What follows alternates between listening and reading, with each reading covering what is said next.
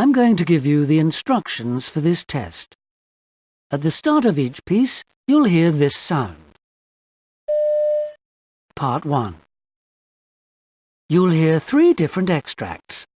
For questions 1 to 6, choose the answer A, B or C, which fits best according to what you hear. There are 2 questions for each extract. Extract 1. You overhear 2 friends, John and Diane, discussing holiday plans. Now look at questions 1 and 2. So, Diane, have you finally decided to come to Hong Kong with us for a holiday? Your flight's reserved. We need to confirm by Wednesday. Well, John, I've given it some thought, and it's pretty tempting, but it's not that long since I last had a break. I don't know. I still haven't come to any definite decision. Oh, come on, what's the problem? I know it may seem extravagant, but you told me you'd just been given promotion and a rise, so that can't be an issue, surely. Well, it's not so much that as my work situation. Taking another break so soon after my promotion might send out the wrong message to my team, although I think my line manager would understand. Of course, she knows you're a good worker. Well, I guess I could empty my in-tray in time. My workload's not too heavy just now. It's just that I haven't had much time to get the office organized. And to be honest, one of my colleagues would probably be only too glad to use my absence to further his own position. Sounds pretty nasty to me. Are you sure you want to carry on working there? Extract 2. You overhear 2 friends discussing a new film. Now look at questions 3 and 4. I hear Joe Schultz's new film, The System, isn't going to be given the 12 certificate he wanted. So youngsters can't see it? I'm not surprised. The reviewers say that watching the first few minutes is pretty unpleasant. There's a lot of aggression. That didn't seem to worry the authorities, nor did the strong language, although there's quite a bit of that. But they couldn't take the little bursts of rather tense music. Makes your hair stand on end, apparently. Interesting. Anyway, I don't think the storyline's really suitable for young children. Too much delving into people's thoughts and motives. True. You've read the book? Oh yeah, great page-turner. I had no idea what the final outcome would be. Oh, I guessed. I love the way the author uses dialect all the way through. A bit out of the ordinary. Takes some getting used to, but it's decidedly different. You can't really believe The Prince is based on a real person from the past, though, can you? I thought he did come over well, considering how little we know about people from that era. We'll go and see the film, won't we? Definitely. Extract 3. You hear an interview with the architect, Ingrid Chapman, who's talking about an office building she has recently designed. Now look at questions 5 and 6. Ingrid Chapman, tell us about this new office block. It has enormous glass walls, because transparency was paramount in the brief I received from my clients. That gives it an airy, spacious feel inside. The 3 floors all open onto a cavernous central hall, and this is what's crucial for me. There are so many reasons for people to meet there. Have a coffee, gossip, discuss formal matters in an informal setting. I forced them to do these things by locating most of the services they need in this area. Toilets, photocopying, cafe, etc. Forgive me, but there'll be company executives listening who are saying, that's all very well if you're able to design a brand new building from scratch. What would you say to them? Commission me to come up with a scheme for a replacement, for example? No, seriously, it doesn't require much. A little creativity, that's all. Underused areas can be refurbished, art hung on the walls, that sort of thing. And a questionnaire can be sent to all personnel to get their reactions to any changes you've made. Good morale facilitates productivity. That's the end of part 1. Now turn to part 2. Part 2. You'll hear a guide taking a group of visitors around a museum. For questions 7 to 14, complete the sentences. Welcome to the City Museum and Art Gallery. Before we start our tour, I'd like to give you a bit of background information about the place itself. The museum was founded in 1849 as a home for the collections built up over the years by the local cultural society, and is one of 7 museums owned by the City Council. Its collections of dinosaurs and mummies are well known, and it also has one of Britain's top 5 exhibitions of natural science. Unfortunately, not all areas are open to the public at the moment. In the cellar storerooms, for example, there are, amongst other things, display cases full of butterflies, and many others full of birds. Upstairs, there's a section designed especially for children, for those of you who are interested, where young people can dress up, draw pictures, and find out about the museum at their own pace. It's called Let's Interact. And there's more noise there than silence, as you might imagine. But we find this to be a successful way of attracting children to museums. Let's face it, museums in the past have been boring, rather stuffy places for children and indeed adults to visit. The picture galleries, which we'll be visiting later, boast a fine collection of drawings, prints and woodcuts by German artists, and the art collection is arranged thematically rather than chronologically. The themes we shall see are colour, light, movement, signs and symbols. It's a bit cold here, I'm afraid. I do apologise for this, but I'm sorry to say the central heating needs £1 million refit, which the city can't afford to undertake at the moment. So, if any of you are millionaires and feeling generous today, please see me after the tour. Now, if you will just follow me to the end of the Grand Colonnade, we'll turn right into the first exhibit room on the ground floor.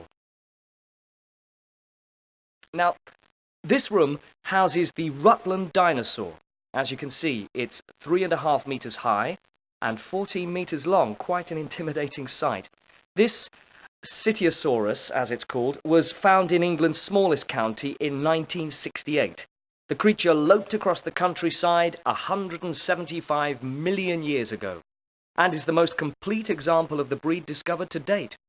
Most of the neck, some of the spine, and a bit of the tail were found in Rutland. The rest of the tail is polystyrene. For those of you who prefer your dinosaurs on a much more human scale, there is a much smaller 200 million year old Pelosaur over there. Now, if you'd like to follow me up the stairs, we'll make our way to the ark. That's the end of part 2. Now turn to part 3. Part 3. You'll hear part of a radio interview in which Harry and Jennifer, 2 members of an after-work adult drama class, are asked about their reasons for attending the class. For questions 15 to 20, choose the answer A, B, C or D, which fits best according to what you hear. I gather these drama courses which you're attending have really given you a new lease of life. Jennifer, can you try and explain the fascination you derive from a hard 3-hour session at the college after a full day's work? Above all, each session is fun. It energises me. I actually go home with more energy on a Tuesday than any other day of the week. The reason is simple. I feel alive after the drama classes. At first, I wasn't sure if I would enjoy the course. You have to relate to the others in the group. In fact, most of the work is in small groups, or at least in pairs, and obviously the natural barriers between strangers exist. I can honestly say that from the first evening this did not bother me, and I'm not an extrovert by nature. In fact, if anything, I'm rather shy and reserved. And what about you, Harry? Well, as far as I'm concerned, drama classes have freed me. They've allowed me to be creative and successful in so many ways that I'm not usually. I particularly enjoy the sessions when we just create something out of nothing. We improvise. There's usually some time in the evening when we make up either a character or a conversation or a situation and act that out with the others. The spontaneous nature of improvisation is what's so appealing to me. You can't get it wrong. You're having a go, that's all. I mean, you just stand up and become another person for 5 minutes. Perhaps you're like yourself, or totally different, that doesn't matter. What counts is that you take on a new personality, and you actually become that person. And since you invent the part, you can't be out of character, and it's impossible to make mistakes. I expect this'll change when we move on to text, won't it, Harry? Yes, I'm really looking forward to using text in the classes, and even to learning lines. I just find some text fascinating, I can't wait to really work on it. Of course, it'll be different from improvisation, where we make up the parts we play, but I know you can lose yourself in a part, and playing it your way is going to be the challenge. Obviously, a specific part will be open to interpretation, and a director may want you to do it in a certain way. Imagine playing a Shakespearean hero or heroine.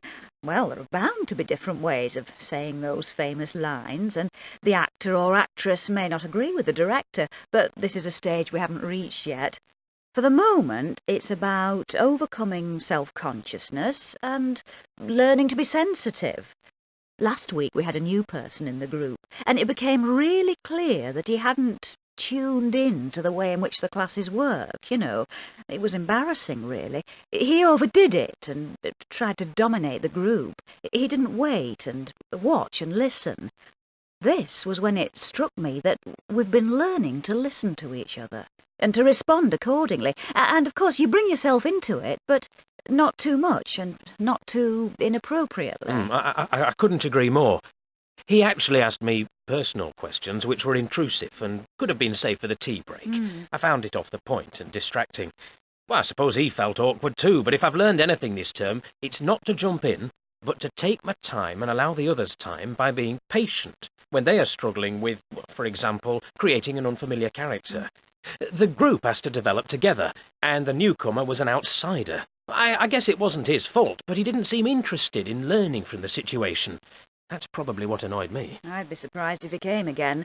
He didn't look comfortable. Would you say this receptiveness to each other is the key lesson so far, Jennifer? Well, it is certainly an important area you work on. But there are so many aspects. It would be... That's the end of part 3. Now turn to part 4. Part 4. Part 4 consists of 2 tasks. You'll hear 5 short extracts in which British people are talking about living abroad. Look at Task 1. For questions 21 to 25, choose from the list A to H each speaker's present occupation. Now look at Task 2. For questions 26 to 30, choose from the list A to H the main advantage each speaker mentions about living where they do. Speaker 1. I'd often thought about living here, but my husband's work as head of personnel for an engineering firm tied him to the UK, and I worked in a hospital. Of course, we came here on holiday and got to know the place. Now we've retired here, we don't have to go home at the end of the summer and face the harsh English winter, and that's the greatest bonus without a doubt. We're getting used to the local people. They try to help us, though we're not proficient in the language yet. It's not hard picking it up in shops and cafes, and of course there's TV too. Speaker 2. I was posted here 3 years ago. At first, I wasn't very keen on the idea of coming. It's hardly a very cultural place, is it? But frankly, it's grown on me. I'm quite an outdoor person too, and what I really appreciate are the many leisure opportunities and people with time on their hands to share them with. Obviously, the weather helps, although it's unbearably hot in July. The embassy pool and squash courts are quite reasonable, and we have access to other facilities locally. There are a few tournaments during the year, not very high standard, but quite fun. I've also taken up a new interest, old buildings.